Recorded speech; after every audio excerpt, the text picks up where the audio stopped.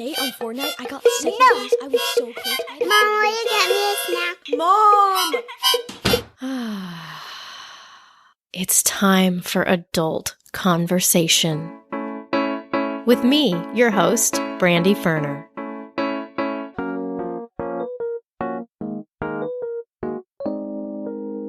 Hello, Adult Conversation podcast listeners.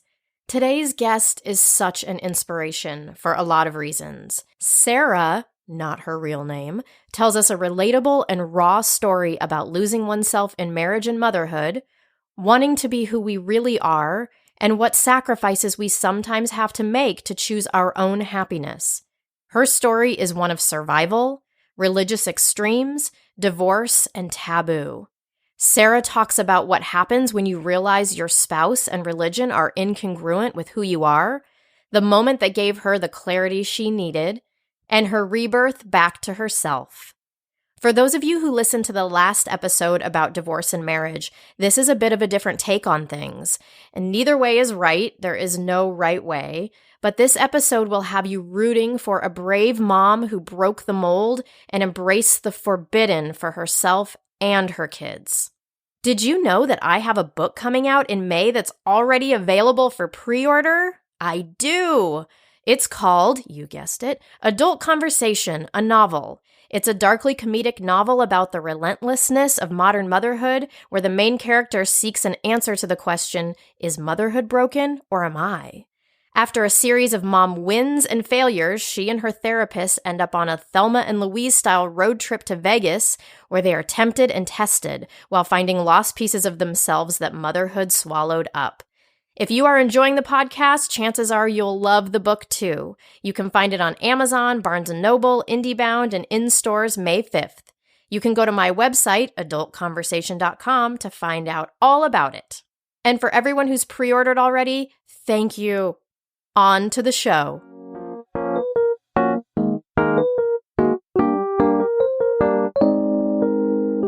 Today on the podcast, we have a past doula client of mine who I hadn't seen in about 4 years. And the other morning we met up for breakfast with another friend. And then you proceeded to tell us a story that was honestly riveting. And my jaw was on the floor and I knew immediately, I have to interview you because the things you're talking about are so universal and so brave and important.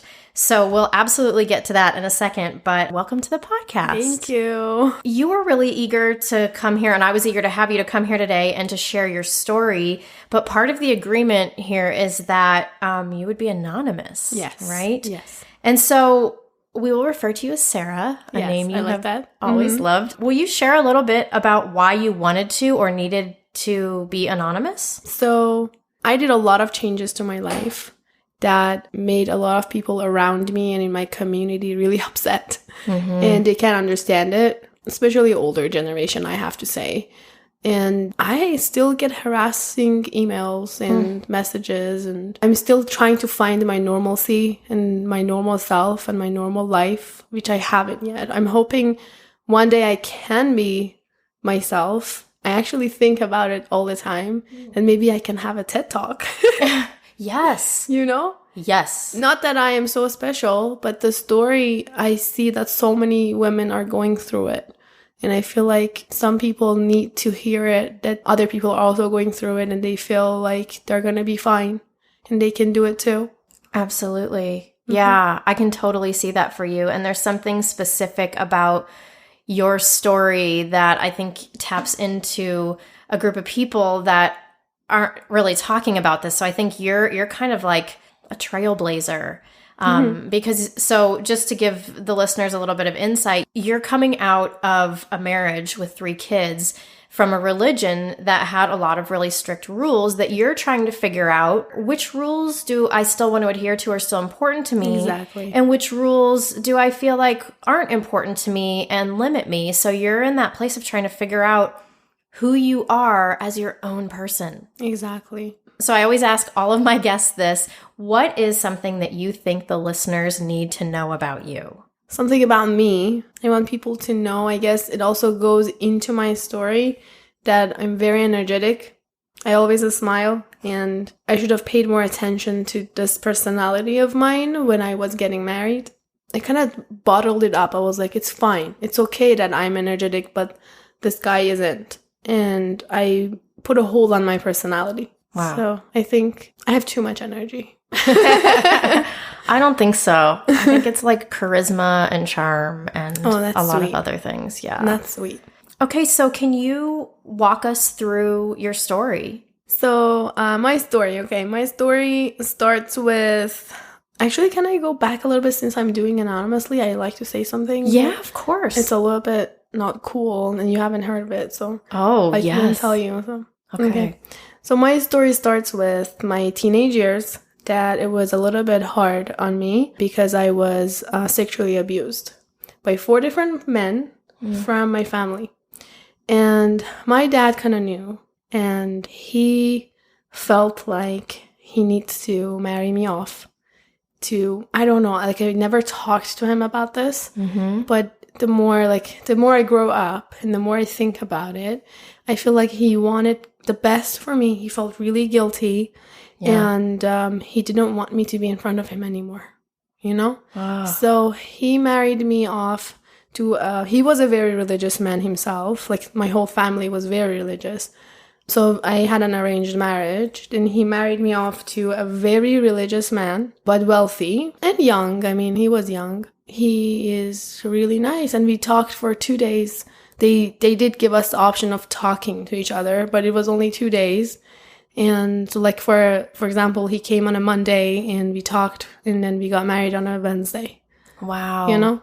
So did you grow up knowing that you were going to have an arranged marriage, or was that just sprung on you? Kind of, you know, it's a cultural thing and you kind of know. So we would get proposals from different families that they're interested in having my hand for their sons, you know, stuff like that. Wow. And I wouldn't hear about it because they would talk to my dad, and my dad would say, no, I don't want, we don't want to marry your family. He was the second guy that I saw. One of them, I saw him and my dad was okay with him, and I kind of didn't like him. So it wasn't like, you have to marry this. Okay, so even though this was happening, you had a final say. Yes. So if the man that you married, it ended up that you were like, this guy's a bozo, I don't want to be with this guy. Exactly. You wouldn't have been forced to. No. Okay. At least not in my family. I know a lot of families that they do that, but not in my family.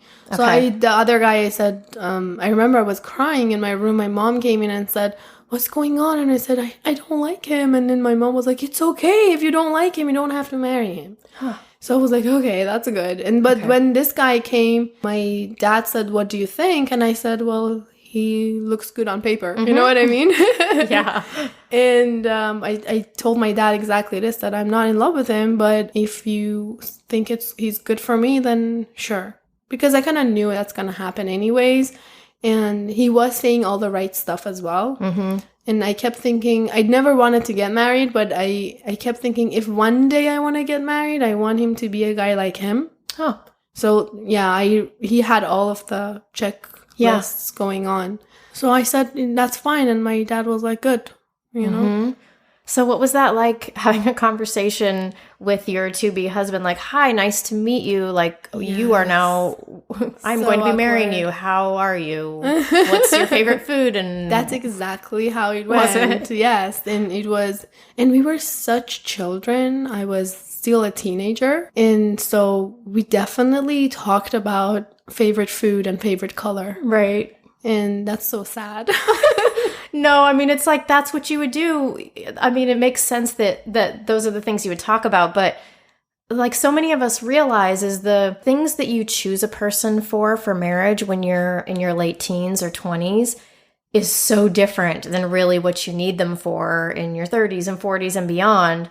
So it's just so funny. Like I think about my husband. I met him when I was in my late teens.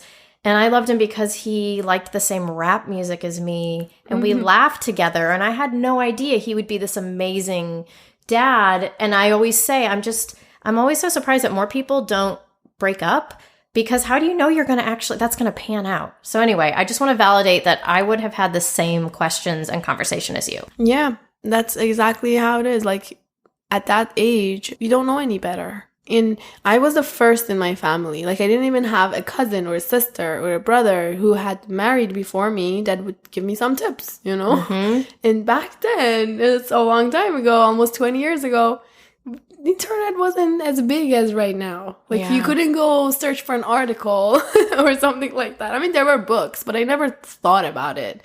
Right. That, like, right now, I see my friends that are in their 30s, that are like late 30s even, that they're getting married and they go to marriage counseling before getting married to have a psychological tests on each other to see if they're matching personality. And I'm like, what? So then when you first met your soon-to-be ex-husband, correct? Mm-hmm, yes. When you first met him, what was that like? I think we had talked about a little bit that there was a little bit of excitement because it's like this new thing. But then also I'm curious, what red flags did you see that you at that time didn't really maybe see, but now looking back, kind of like you said, I wished I would have paid more attention to my own personality and how I had to dim that a little bit. So what was going on there when you met him? When I met him, everything was fine until I moved to his city because he was a different city than my parents. When I went there, like after 6 months, he started telling me that he's so religious, and I saw how religious he was. I knew he's religious, but I never knew how much because he had kind of mellowed it down that during that 6 months of kind of engagement kind of thing that we were together.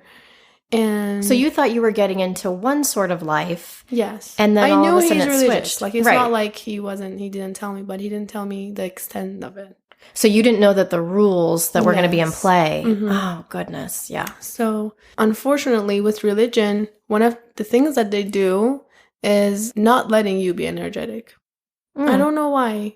I feel like with every religion that I look, they put a damp on it to be for God, you know, to be I don't know how to put it. Yeah, to be like a toned down version to like hold that energy in so that you seem respectful or something like that. Yes. You live for God, right? So the very religious people in every religion, they live for God. And if you see very religious people, even the leaders, they're also calm and get together. You don't see someone crazy, you know, and say, oh, they're religious. All of the people that I see that are very energetic, they say they're spiritualists, you know, and I feel like I have always been that. I haven't put the religion aside. I still believe in my God, you know, and everything like that, but I just believe in my God. That's it. I do believe he has sent some prophets to, you know, spread the good and give a good message. But then people kind of screwed it up with all of these rules and trying to control each other with religion and taking advantage of it. So what did you notice in your now new marriage? What were some of the rules that you were not expecting? The clothing that I had to wear was very specific. And I thought I can be a little bit more relaxed with my clothing, but I couldn't. So would you put something on and then your husband would say, like, you can't wear that? Or did you just know not to try? No, he totally bought me a whole new wardrobe. Oh. Like, he said, this is what you're going to wear. Oh, okay. Yeah. And then he did not let me listen to music. He knew he can't really control me, so he would tell me, you can't do it. And I would do it, and I would say, okay, so I'm going to put my earphones on and then you can't hear it, but I'm going to listen to it. But he would give me guilt. So I always listened to it with guilt. Wow. Yeah. I'm like, I so can't wait to the part where we get to talk about what it felt like to do all the things you wanted to do. Yes. But we're not there yet. We're not at the rebirth yet. But I was like, oh. So anything else? So I couldn't be myself around men. I feel like right now I am just myself so much. And I keep looking back and thinking, oh, like I have been controlled so much. Even with men in the family, like I had to be very much taken back, sit down quietly, you know, don't laugh too loud. Yeah. You know? But you were allowed to be that way with women, or was it? Or was there even? Around women is fine. Okay. Yeah. Okay. But around men, you had to be very, very respectful. And I loved some parts of the religion, but it kept going for years and years and years, and kind of they piled up on me, I think. Because at that point, I thought, well, I can't get out of the marriage because he doesn't listen to music. that's stupid. And my parents are never going to go for it. They're like going to be like, suck it up. It's just music. Listen to it in private, you know? Or what, you want to wear this, not that, and you want to get divorced for it? I mean, what are you talking about? Don't be a child. Right, but those are, as you know, such deeper issues of It's control. just a personality thing, though. Yeah. Like, one of the things that I liked about him was that he was very adventuristic. So he did tell me he likes to travel and biking and doing this and that. And honestly, we did a lot, especially before having kids. We did camping a lot, and we would go biking a lot. But still, I felt like I can't be myself. I wanted to have my music loud and scream and, you know what I mean? Like, it's just that like I said, I'm very energetic, and I kept having to push it down. I'm like, oh, we are still going camping. But I feel like it sounds so stupid, but what is camping without, music around the campfire? I mean, really, though, it's not stupid, because it is a bigger thing, which is this idea that something that makes you happy, that is an essence of who you are and a way that you might want to express yourself and enjoy life. And when you think about that and think, I'm going to do this, you all of a sudden have like a leash on you, like, nope, can't do that. No, like, for example, we would go on like a 5-hour road trip, and I had to listen to religious lectures the whole 5 hours. See, I would have been out. Like, you're a better person than me. No. But I mean, I was like, God, this is what God wants, It's just God wants me to sit in a car for 5 hours and listen to this. Oh my gosh. Meanwhile, God's up there like, no, I want you to sing, and I want you to listen to music and dance. Who knows? But dancing was another piece of this, right? Yes, dancing was also forbidden. So here you have this energy and this part of your personality. So would you dance behind closed doors? Not so much. I felt stupid dancing by myself. Yeah, I felt really sad. And I didn't have any friends that would say, oh, it's okay, let's join and do this together. It's one of those things. It's funny. Because right now, I hear from so many friends that, oh my God, you're so lucky, and we are going through this still. And I'm like, why didn't you tell me like 5 years ago? We could, right. We could be doing stuff together. Right, we could have had a secret dance club. Yes, why didn't you say anything? Well, so then take me to the point where you are starting to realize, I don't think I can hang with this for the long term. When did you realize that? We also had other issues. It wasn't always religion. We also had his personality of being very introvert, and I was very extrovert, like I'm saying. It's funny because when you say, when did you think, the first thing that I thought I can't live with him was because he was an introvert, not because he was religious.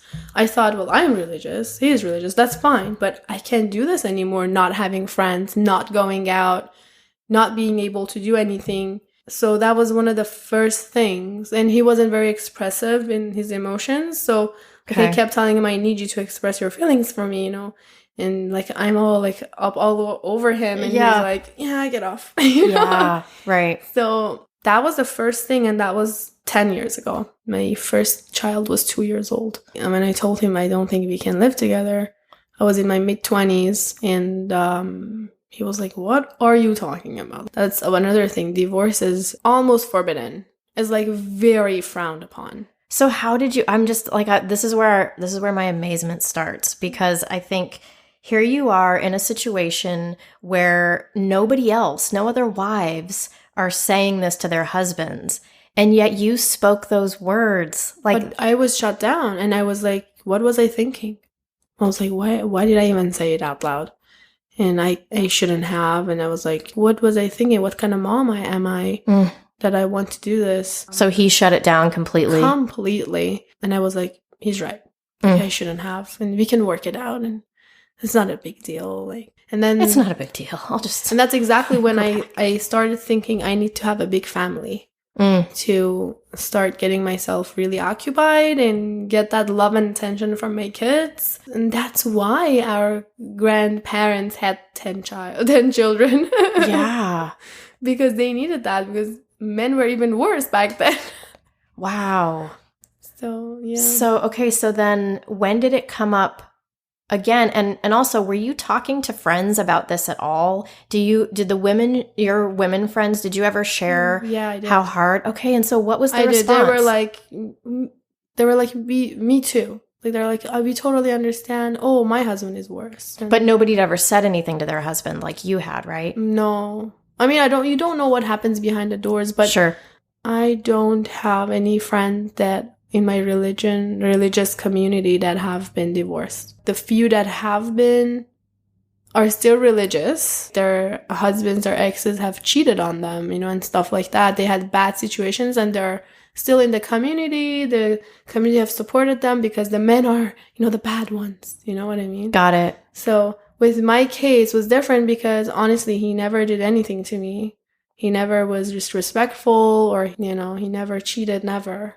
That's what I thought was so interesting about your story is on paper, this guy checks these boxes. He's providing for you. Yes, he was. He's not awful. Mm-mm. And yet you weren't able to be your true self. Yes. And so I'm just still in awe of the fact that you realized that and said something. So then what was the next, how did the next escalation sort of happen? About 4 years ago, that was when I started doing a lot of things in hiding, like going to concerts in hiding and going dancing in hiding. Mm-hmm. And I had to lie to him when I was going out, telling him, oh, I'm just hanging out with some friends. I'll be back. And he wouldn't question me. He would be okay because he knew how much I need to go out all the time. And he would totally take care of the kids. That's one of the other things. Everybody's like, but you were out all the time. And my job is I had to work in a way that he has to take care of the kids while I work. And then, like, for example, at nights I work and then he works during the day. So everybody knew that he's taking care of the kids and kept telling me, oh my God, you're so lucky. Right. Your husband takes care of them. And I'm like, he's not taking care of my sister's kids. He's taking care of his own kids. Right. He's not babysitting that I would thank him. Does he thank me for the days that I am taking care of the kids? Right. Or nobody says to him, he's so lucky. You know what I mean? Yes. So that was always something that bothered me a lot because he was so introvert. He was like, just let me be home with the kids. Just go do whatever you want. The more friends you have, sure, great. Just go out, don't bother me. He didn't know what you were doing, though. He didn't know that you were dancing at concerts. He thought maybe you were just in a room with other women being respectful or something. Coffee shops and I honestly never went out with a man. Mm-hmm. It was always my girlfriends, but it was not okay. My first concert I went with my brother, and my brother kept looking at me and was just screaming my lungs out. And my brother keep staring at me like, I never knew you were like that. And I was like, yeah, crazy. What concert was that? It was a traditional, like my cultural music. It wasn't an American one. Yeah. So then at what point did you have the conversation again and bring it up again about you leaving or this not working out? So when I started doing all of these things in hiding, I knew that I am not going to stay with him forever. So I told him at one point that I'm going to be leaving when the kids are turning 18. So, of course, at first he was really upset and was like, why are you doing this? Why are you saying stuff like that? That's another 15 years. Why are you thinking so ahead of time? And I was like, because I'm done, because I'm not feeling it anymore. And I'm just going day by day because of the kids. Mm-hmm. And then at some point he started saying, fine, because I would say it almost every night, because that was like how I would fall asleep, thinking about freedom, thinking about I'm going to go, I'm going to do this, I'm going to do that. Like when these years are up, here's when my life is going to start. I'm going to my first thing was going and falling in love. Like I was like, I'm going to fall in love with the right person this time. In arranged marriages, they say, you marry and then you fall in love with your husband. Yeah. And then I was like, no, I want to fall in love first. I want to see that. I want to experience that. I think I did that for a whole year, being really mad at him and mad at myself for not being able to leave. And I kept thinking, of course I can't leave. I'm not going to do that to my kids. I have a best friend that she would call me and say, that's it, Sara. I am going to get divorced tomorrow. That's it. I'm done. And I would calm her down and say, we have children. We have to think about them. You know how I am living. And let's do it for the kids. We can do this. And then we had jobs. So I was like, get occupied with your job, do this and that. And we started college together. So I started going to community college to get ourselves even more occupied with kids and job and, housework and college. But it was something like we wanted to do because she's still going through it. And she always told me, you're so brave. I can never do that to my kid. And I'm like, I know my kids are going through, rough patch right now, but I'm just hoping for that day that they understand. Yeah. And will you share about the moment you attended a wedding and there was a moment that you told me about that was broke me? Yes, that was the day. I went to a wedding. The bride was 50 years old and the groom was like 70, but they were so in love. Like, I don't even care about the age difference, but they were so in love. And they had kids, and the kids were same age difference as my kids, but they were like older, like they were in their 20s. And all the children, they were all over their parents. They were so happy. It was such a picture perfect, family that I always thought, when I am going to be 50 and my kids are 18 and I'm going to go, I'm going to have start a new family, start a new life for myself. Right. So you were seeing this as like, this is what I'm going to be, but I got to wait this amount of years. Exactly. I was like, God has put this in front of me, so I see my future. Thank you, God. This is perfect. I'm going to go strong tomorrow, with my life. But then I came at the end of the wedding, I went to the car to go home, and it just hit me that I have to wait 15 years to get there. To be happy. Yeah. And I was like, no, I want to be happy now. I want to experience it now, like now that I'm in my 30s. I don't know what's going to happen to me when I'm 50. So I cried all the way to the home. And that night I was like, that's it. I have to go. I can't stay anymore. I want to be happy. I was really miserable though. Like, you have to understand how miserable I was to get to that point to say bye to a really nice house and a car and a comfortable, life and kids happy, especially from outside, everybody would see and say, oh, they're the happiest family on earth. Totally. And there's so much to juggle mentally because either way is a sacrifice. Mm-hmm. And we talked about this, that either way you give up something really important. So you stay and you give up the essence of who you are and happiness, or you go and you give up the safety net and the comfort of some of the things that you've had and that your kids have had. And either way doesn't feel good.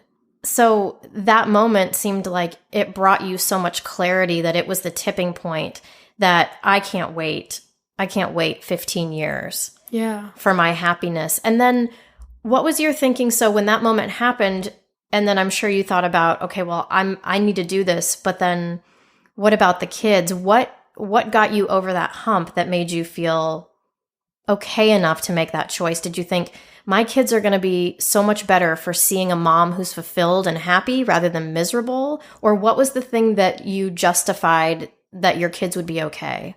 What happened was I took a trip. To Montreal for 7 days. And I thought, that's exactly what I need to come back. This is just before that wedding. This is like 2 weeks before that wedding. I thought, this is exactly what I need to get out of this life that I have right now, because I kept thinking sometimes maybe I'm just so tired of kids, juggling everything by myself. Totally. Maybe it's just that. Maybe I need a refresh. Just that. Exactly. Yeah. And like I said, he was always great to have the kids, and he would go to his mom, and his mom would help a lot. And so he said, fine, go to your, do your traveling, whatever you have to do. So I went for 7 days, and I kept thinking, I'm going to go back and I'm going to fall in love with him and everything's going to be fine. I honestly, I knew he's too religious for me, but I never thought religion is the issue. So I kept thinking more for me was the past 3 years, I kind of went out of love with him. Like I was not feeling it anymore. Yeah. And so I was like, that's it. And then after, I remember the last day in Montreal, I was crying. I was thinking, I don't want to go back. Like I didn't want to go back, and I felt like a horrible mom. I felt like I don't want to go back to my kids. It was that point I knew that I messed up, I really need therapy, And I went back. I definitely didn't feel anything. But then something happened that it helped me afterwards. My kids kept telling me, Mom, you're so calm now. You're so nice. Your trip was really like treating you really well. And I kept thinking, wow, like I feel like really refreshed. I might not be in love with my husband, but I do feel like I'm very refreshed.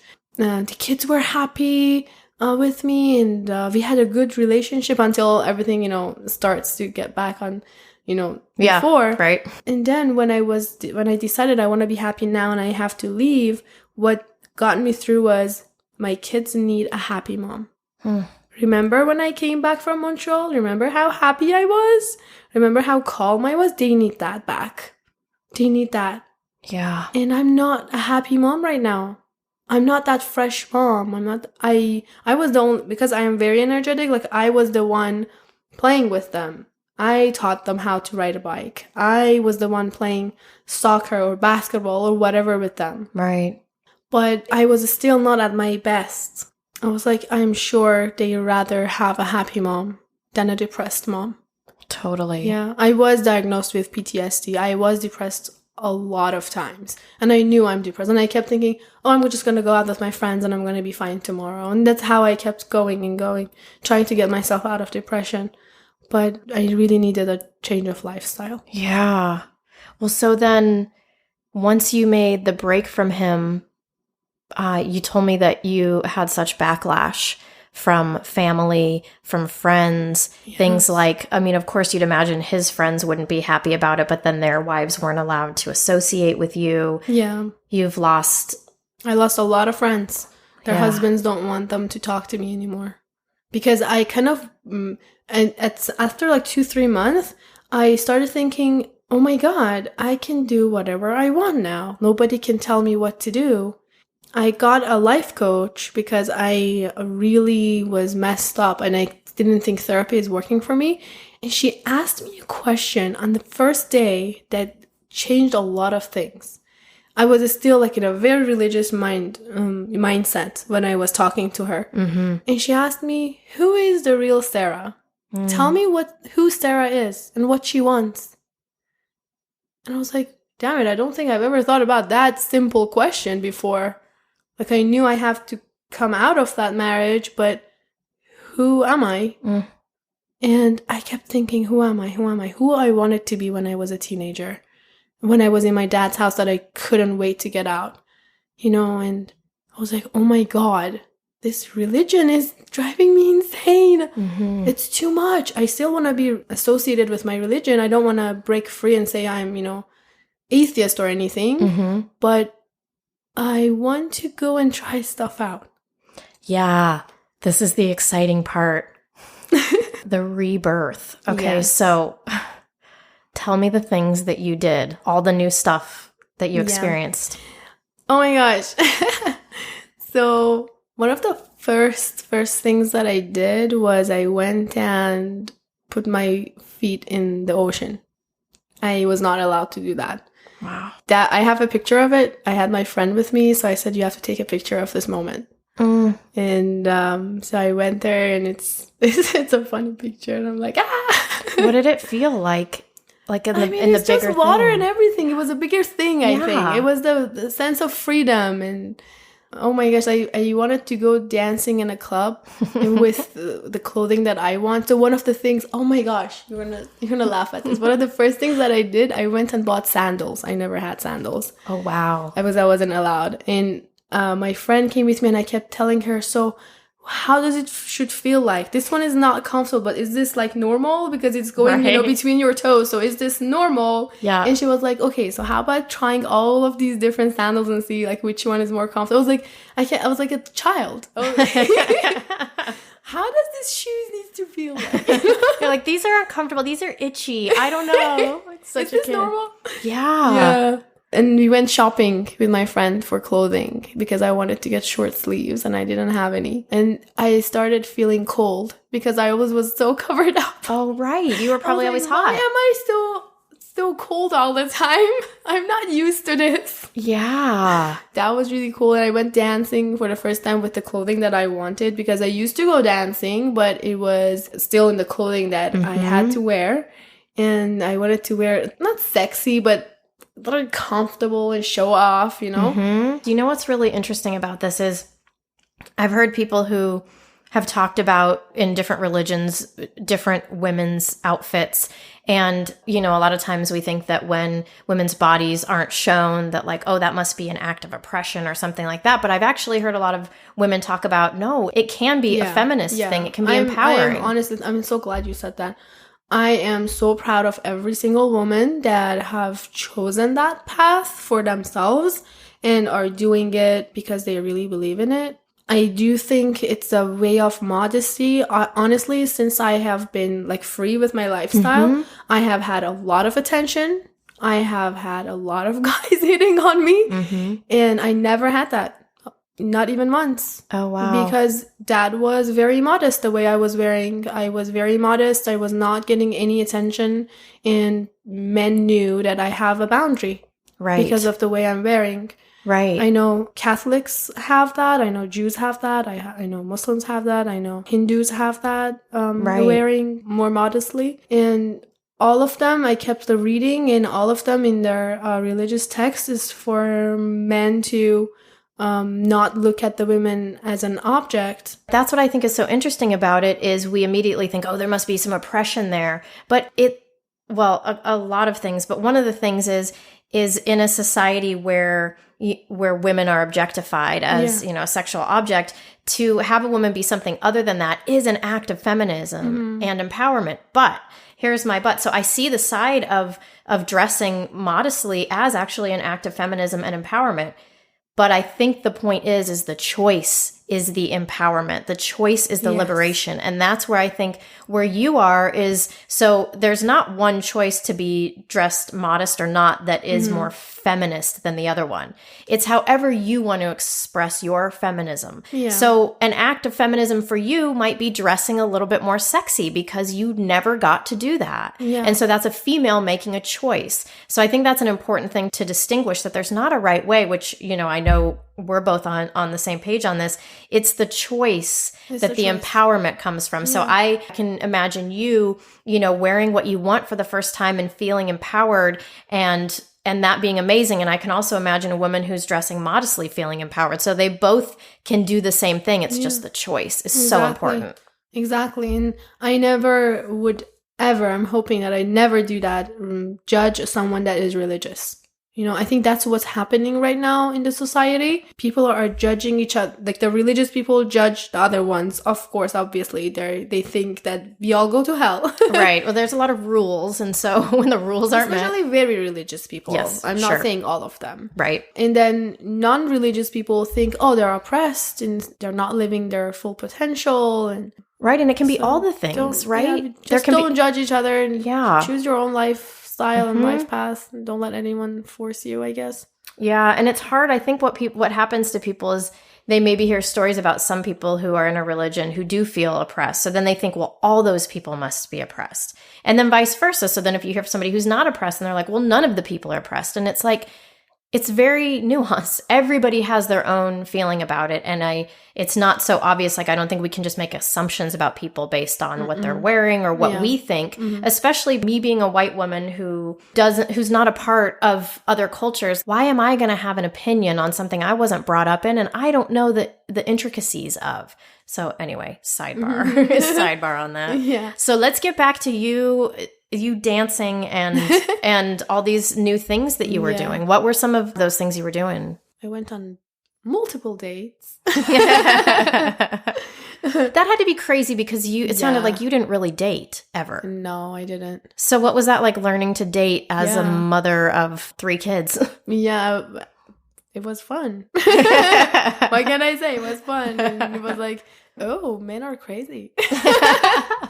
I never knew that. Did you meet others who were more extroverted? And did you get to experience what it was like to be with somebody where you could just be totally this version of you, like this real version of you? With my dates, you mean? Yeah. Yeah. Yeah, I met a lot of guys that I was like, oh my God, I wish I married like a version of him, you know?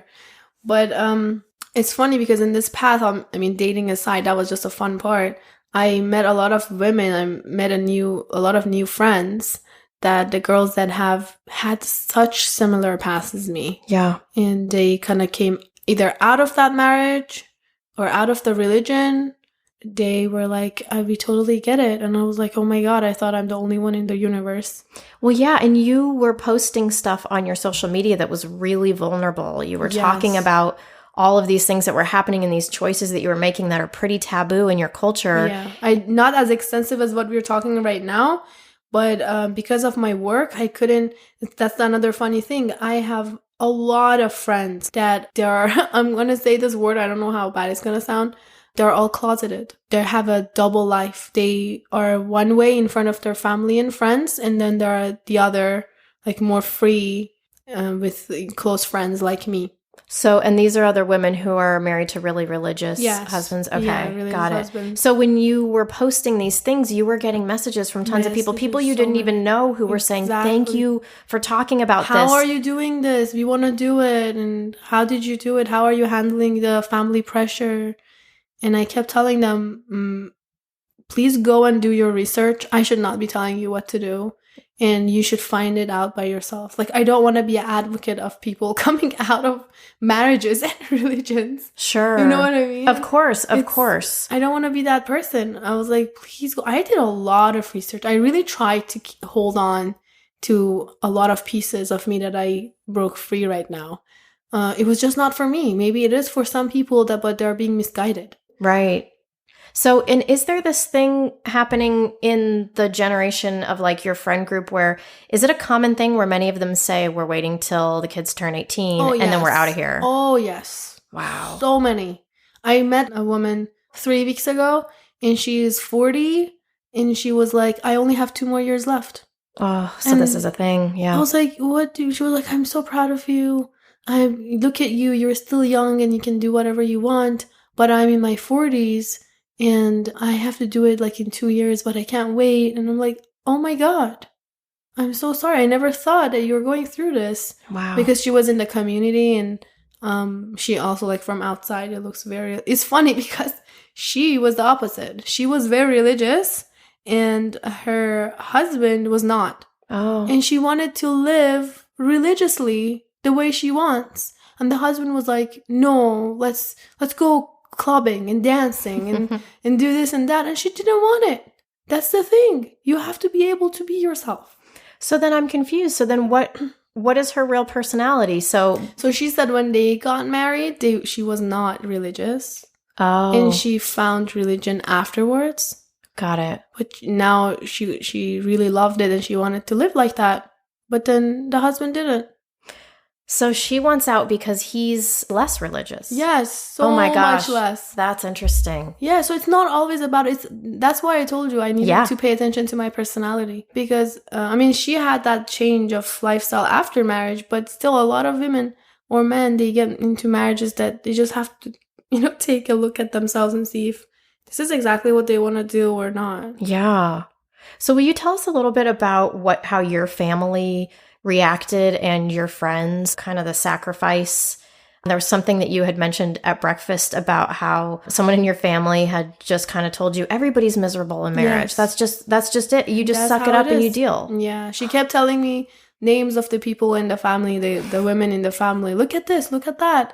Look how they're living. We all know they're miserable. Like everybody knows, but they have children and what's gonna happen to them? And I was like, they all need to get divorced, Mom. It was my mom. Yeah. I was like, Mom, and she was telling me about her and my dad, and she was like, do you think we're happy? Do you think we don't fight? I was like, Mom, if your dad she was telling me some stuff, and I was like, I'm sorry, but you had to get divorced too. Like, what do you want me to say? If you're that miserable, right, then like, what are we doing? I don't want to say people should go get divorced. I know, though. right? That sounds so bad. No, I know, because I'm sitting here grappling with the same thing, which is there are some people who stay together. It is hard. And marriage is hard. Yeah, and they say, and they are miserable, but they stay together, and that was maybe the right thing for them. So it's like, how, and there's no answer to this. But how do you know when you should stay or you should go?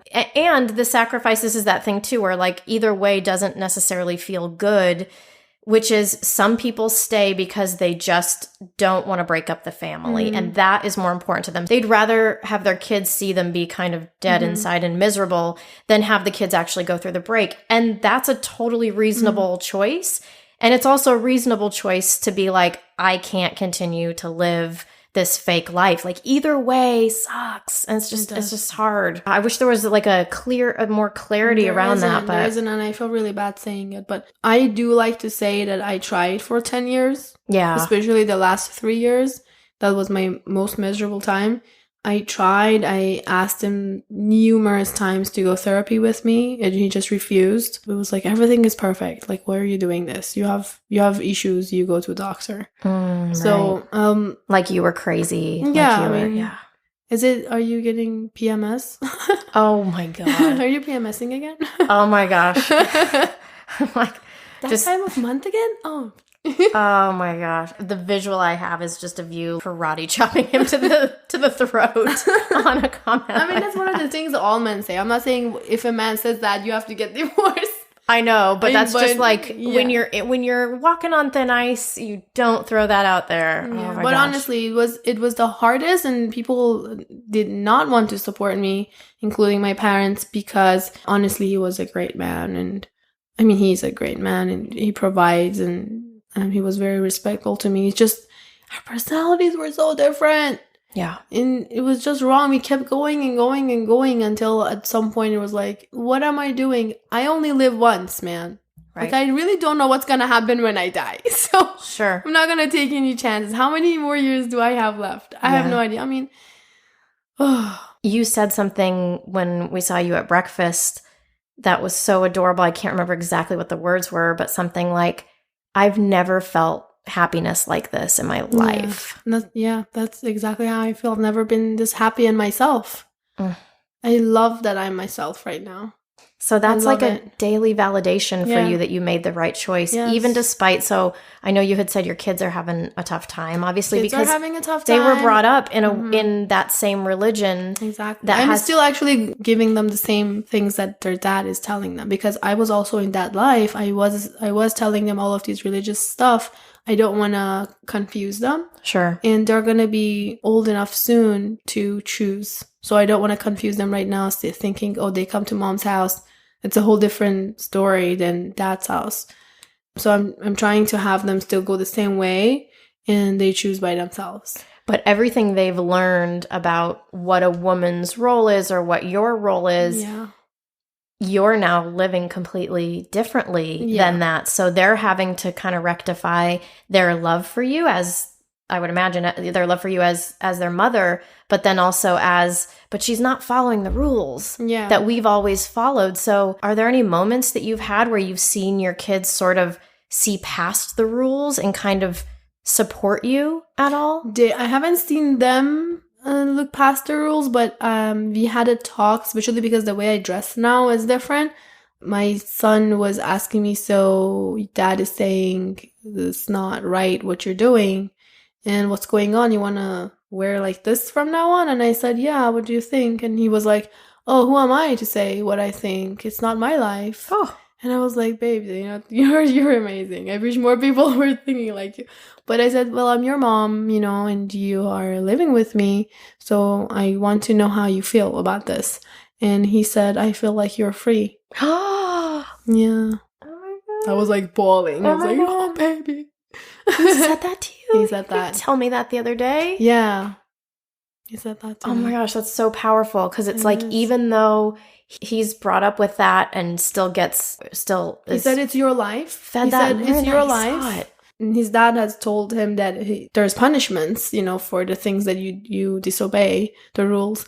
And I said, well, look at around you, look at the beauty that God has created, and all of these amazing things you don't even have to look for. Look at your hands. Look at the power. Look what he has created. Mm-hmm. And do you think he's going to punish us for stuff like this? For wearing a t-shirt. For wearing a t-shirt. Yes, exactly. And going to the ocean. And he was like, no, I don't think so. And I was like, yeah, baby, like this is I don't think so either. I think he's great and he's amazing and so kind, and we can live the way we want. So we kind of left it at that. I know he's not happy about the whole divorce thing. Right, of course. And you wouldn't expect him to be. Yeah. But I keep telling him to talk to me, but we'll see what happens. I mean, I'm hoping he grows up a little bit more and we talk a little bit more in detail. Yeah. I just think you're such a great teacher for him, even if it's a silent thing, even if it's you're not telling him, here's why it's important that I get to live my life how I want, but that he's just seeing you. And so there's got to be something in his head that goes, I mean, which it sounds like he already said to you, which is like, my mom is doing these things that are against the rules, yet she's the happiest I've ever seen her. So that stuff can't be all bad. So maybe some of the stuff I've been told, there's like a discrepancy, like the critical thinking. They see that when they're grown up a little bit more. But especially the younger ones, they are like, they cry sometimes and they're like, we want the family back together. Yeah, I bet. Can you please go back to dad? And they even asked me to go apologize to him. It's funny, the day that my little one asked me to go apologize to dad, I had bought him a pajama and he didn't like it. And he was like, I'm sorry, Mom, I don't like it. And I was like, that's totally fine. You don't have to wear it. If you don't like it, I'm going to go give it back. And I said, remember I gave you that pajama and you didn't like it? Did I force you to wear it? And he said, no. I was like, you can't force people to do stuff they don't want to. You know, you want me to do something that I don't want to. Your dad is great. I like him, actually. I want to be friends with him, but I don't want to live with him. Okay? So you can't force me. You can't give me guilt and pressure. And he was like, oh, yeah. Yeah, good. Like the pajama thing, I was like so happy it happened. to have something to refer to. That's such an amazing education they're getting. And I mean, again, it's that hard thing where it's like, well, they're not happy about the family being broken up, but there are some gifts that this is giving them that they wouldn't have had you stayed unhappy and stayed. You know, not to say that the people that are staying, that's not the right choice, but it's so interesting to see these little things where you think it's all going to be awful. And then to have these like little moments, these little gem moments happen is really amazing. Yeah. So one of the things that I feel like women ask me is how you do it and how did you do it, and I can't do it, is because we are taught that moms have to do the sacrifice for the kids. And as soon as you have the baby, your life doesn't matter anymore. Even if the marriage is perfect. Okay, let's not even talk about divorce. The things that you talk about on your podcast that I love so much. Yeah. You're not allowed to have fun anymore. You're not allowed to take care, not allowed, but you just don't take care of yourself anymore. Right. And like that question that your life coach asked you about, who is this Sara? So many moms haven't asked that question of themselves since they've had kids. I have so many friends that we go out like to the movies, and at the end I'm like, guys, let's grab some coffee too at the end, or let's grab some ice cream. And they're like, oh no, I'm so guilty. I feel so guilty. I have to go home. You know, I have left the kids for 2 hours already. I was like, that's okay. You know, they're gonna be fine. Right. But this mentality that you can't even enjoy that 2-hour movie, it just bothers me. They come because I tell them, please, you need some time off the kids. And you need some time to yourself. And they are like, yeah, you're so right. I'm dying in this house. And they come out, but the whole 2 hours, they have guilt. And I'm like, no, take care of yourselves. Moms need to take care of themselves. That's one thing. And then the other thing that there are not good marriages and they want to get out is financials. And they're like, you're so lucky you have a job and you are making living and you can pay so much rent and everything. Of course, I get help from my dad as well because he feels guilty. Otherwise, I don't think he would support me with my whole, life decision. But I tell them, please, if there's anything you can do, make money out of it. If it's baking, cooking, I don't know, making some piece of art, or you don't have anything, go to the community college, learn something. Okay, You're something. Saying like have some way. Women need to have jobs. I mean, I understand we are moms first, the house is important, but how much do you want to clean? I'm so tired. Your shoulders just like shrug. You're like slumped in that chair over there. Stop cleaning. I have friends that their houses are so freaking neat that sometimes I feel bad going to their houses because I'm like, or inviting them over because I'm like, oh my God, they're going to judge me. Oh my gosh, yeah. You can't, I can't have friends that have immaculate houses because then we can't be friends. Why do you clean so much? Stop cleaning. Maybe it's part of the distraction, right? Yes, that's or rage very cleaning. True. That's a very Not true. that I know anything about that. I mean, this is the day and age that you have to be financially independent. I think that the whole financial piece is a whole other part of it, but it's a part that keeps people trapped. Yes. But then you know what's another part of it too? I think is a lack of communication. There's so many layers when somebody's in a marriage that doesn't feel good is like, well, if they wanted to leave, they probably can't because of finances quite yet or whatever. But then also maybe a conversation is a thing that could be helpful because I don't think it's this black or white, like if it's not good, you just like leave the person or you just stay with them. Like, where is the dialogue? And right, if you have a spouse who isn't communicative and who wants to gaslight you and tell you you're crazy and not listen, you got nothing to work with. Like that to me is pretty clear. If I was in a situation like that, I would know about how long I couldn't put up with that. Yeah. But if you have somebody that you can talk to, that you can try to work things out, I feel like that's such a first place to go. And I guess I take for granted that that's where I always go. And maybe that's a really hard thing for a lot of people to do. I don't know, but the communication piece seems like so much of marriage stems from what's happening in that arena or not happening. Yeah, exactly. In my marriage, he was kind of hiding behind religion. So my problems, I remember when I told him that that's it, I'm leaving. Like, this is my ring. This is it. I'm going. And he was like, I knew you have problems, but I never thought. I was like, you never thought? Like, I tell you I'm leaving when the kids are 18? And he was like, well, I thought you were just saying that, but I never thought you will leave. What do you want? Do you want a piano? Do you want a dog? Oh, wow, like, right. He really thought it was those little things. It was like, we're going to get a piano and you can get a dog. And because I couldn't have a pet. And I was like, I don't think my problems are going to get solved with a piano and a dog. I mean, right now I do have a piano and a dog, but I mean... That's hilarious. Oh my God. You're like, they wouldn't hurt. Yes. But that's not going to save what's going on right here. Yes. I will be getting those things once I'm happy, yes, by the way. Once I go out. But no, I mean, he wanted to pretend. It was like, so it's going to be... Now I'm going to live the life I want and you're going to pretend because this is not who you are. So it's going to be, That's so thoughtful too, right? Which is when you find yourself in these situations is looking at it from the point of view that's like, this can't be fun for you either, yes, spouse, right? Like, yes, like you need to be you and I don't want to make you be somebody else to meet me where I'm at. Everybody's bending zone should be not comfortable necessarily, but not so uncomfortable that you aren't who you are. Exactly. I did something for my rebirth. Yeah, what is that? I went and skydived. You did? I went and came back to Earth again. Oh my goodness. I was like, I need to come back. I need the actual rebirth. Okay, so that was really cool. How long after you left was the skydiving? About 9 months after I decided that I want to leave and 1 month after I moved out. Oh, wow. Yeah. What was that experience like? I was so calm. People couldn't believe how calm. And I went just by myself. I drove 2 hours to get to that place. And the guy was like, so it's your first time? I was like, yeah. He was like, are you nervous? I was like, no, I'm not. Let's do it. Wow. Like, I wanted to jump.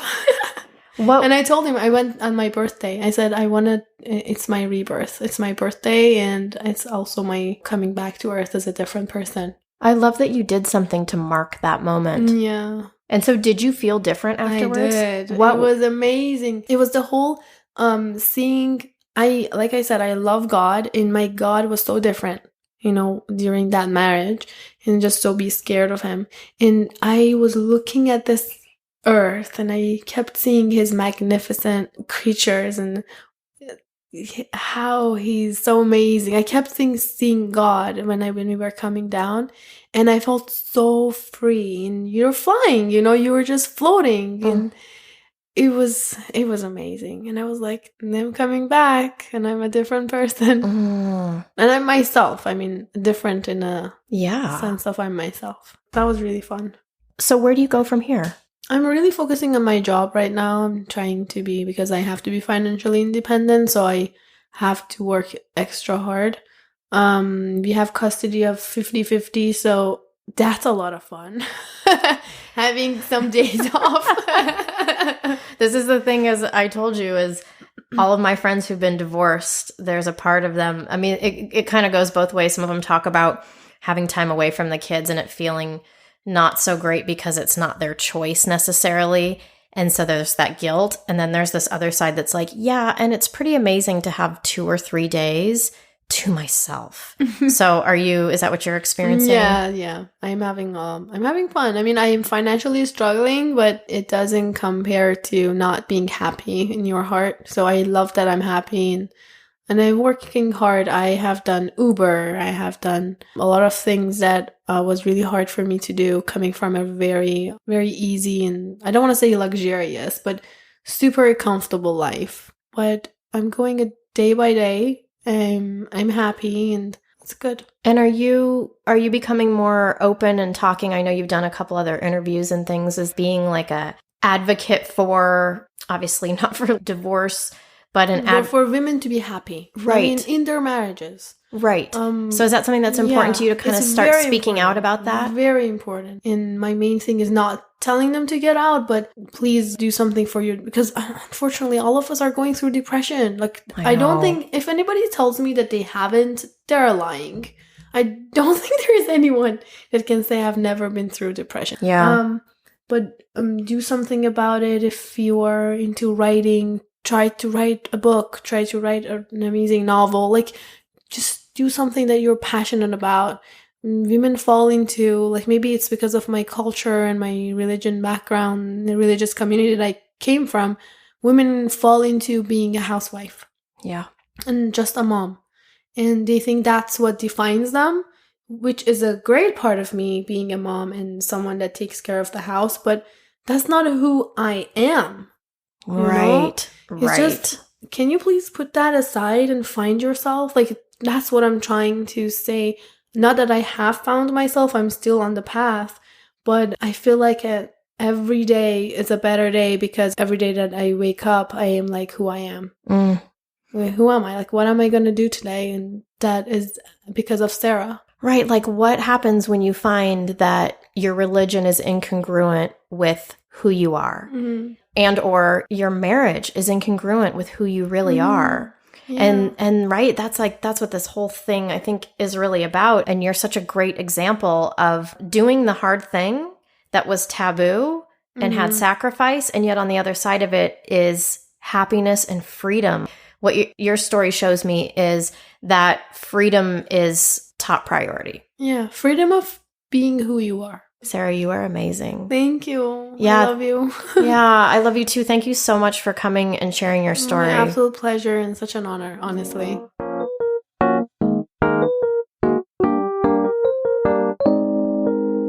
I'm so curious what you all think about this episode in contrast to the last one with Jennifer.